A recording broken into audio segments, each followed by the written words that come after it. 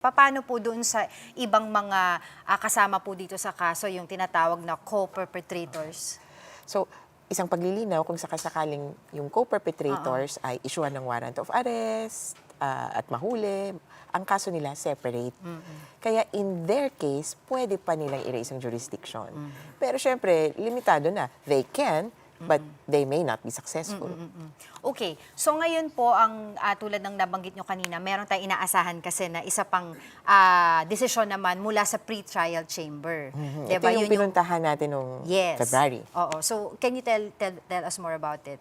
So, yung nangyayari noong February, nilatag ng prosecution yung theory nila ng kaso.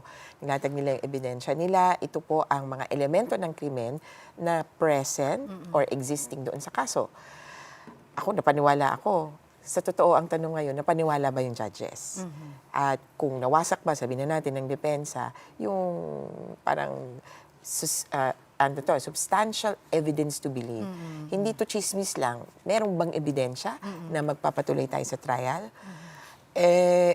Yung paghihintay na yun, feeling ko nga dapat kahapon nilabas na ng pre-trial chamber kung ready na sila.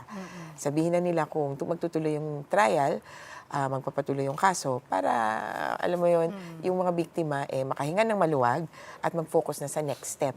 Nasabi nga namin, baka masyadong advanced tayo mag-isip.